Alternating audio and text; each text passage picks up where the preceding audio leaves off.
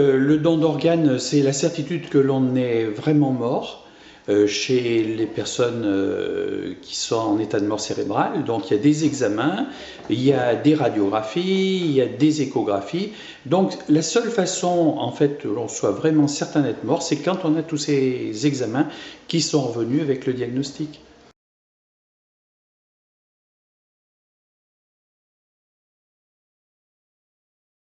Alors là, j'y recule d'année en année en fait. Et mon papa m'a donné ses yeux, il avait 92 ans. Donc il y a quelqu'un qui voit depuis plusieurs années avec des yeux de 92 ans. Les progrès de la science font que l'âge des donneurs recule de plus en plus.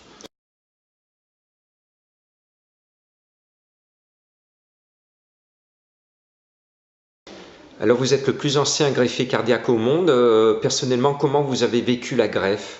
Alors au départ, c'était pas aussi sûr qu'aujourd'hui, donc il y avait quand même une grosse incertitude sur ma tête et c'était difficile, mais j'ai eu la chance d'être très bien entouré avec d'abord la cellule familiale, un tissu d'amitié et des collègues, des confrères, et tout ça a permis de franchir beaucoup d'obstacles et d'incertitudes.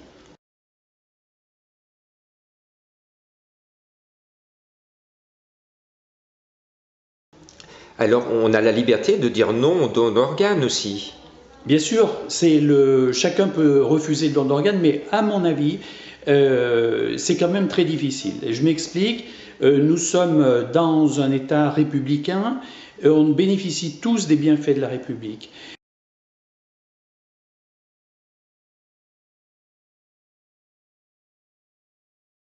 À la faculté, moi-même en tant que praticien, j'ai reçu de mes maîtres un enseignement totalement gratuit, avec un compagnonnage.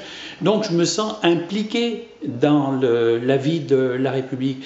Et comment pourrais-je, alors que la République m'a donné tout ça, dire « Ah ben non, tiens, là je suis pas d'accord ». Ça me semble personnellement un peu aberrant. Je respecte les personnes qui se positionnent sur le non.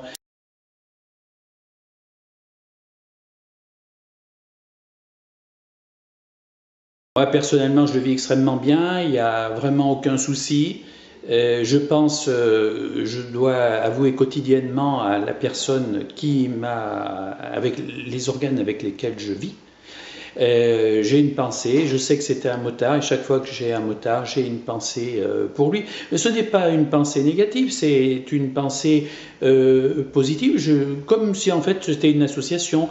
Il m'a confié son organe, à moi de le faire tenir le plus longtemps possible en suivant les principes thérapeutiques que l'on m'a donnés, en suivant une hygiène de vie, en pratiquant une activité, un exercice physique. J'allais dire sport, non, mais une activité physique quotidienne.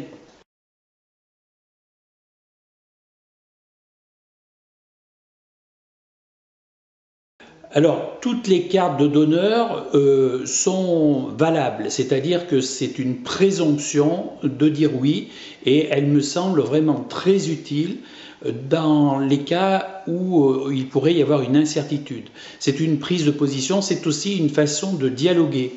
Et lorsque l'on est en famille ou avec des amis, on peut très bien sortir sa carte de donneur en disant « Tiens, ben voilà, moi j'ai ma carte, et toi, est-ce que tu la veux ?» Et ça peut être aussi un moyen de déclencher une conversation. Ceci étant, la carte de donneur n'est pas la loi. Ce n'est pas, il n'y a pas Marianne qui est apposée sur la carte, donc elle n'a pas une valeur légale. Et tout un chacun, s'il change d'avis, peut la déchirer.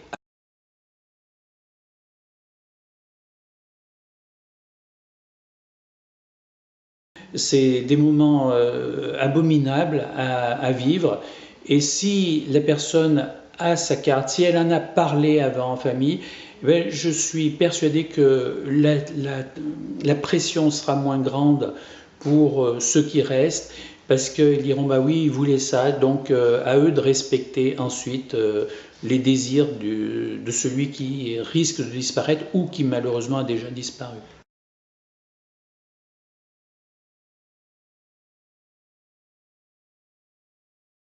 Et malheureusement, la famille risque de l'emporter.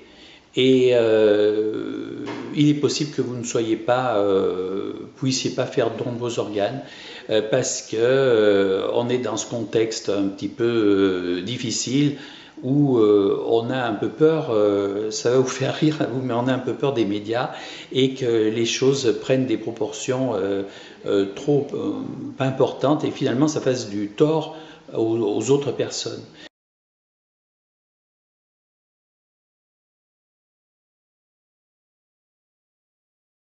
Eh ben, elle dit que tous ceux qui n'ont pas dit non, ils sont réputés avoir dit oui et que l'on peut à ce moment-là, de par la loi, prendre des organes pour sauver d'autres vies. Parce que ce qu'il faut voir, c'est qu'il y a de plus en plus de gens qui sont sur liste d'attente. Il y a de plus en plus de gens qui ne peuvent pas avoir d'organes et qui meurent. Donc il y a une question de santé publique.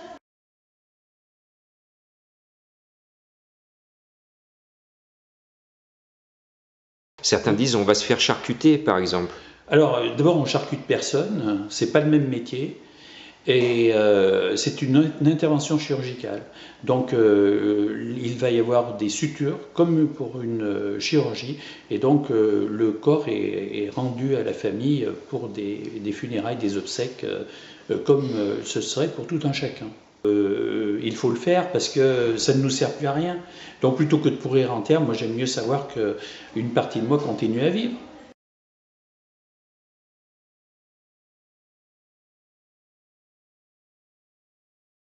Ben ça peut être vraiment le plus beau Noël pour beaucoup de gens, et puis peut-être une certaine consolation pour, s'il peut y avoir consolation, parce que quand on perd un enfant, on ne peut jamais en être consolé, mais peut-être de se dire qu'on ne les oublie pas, on pense à eux, et que la mission continue.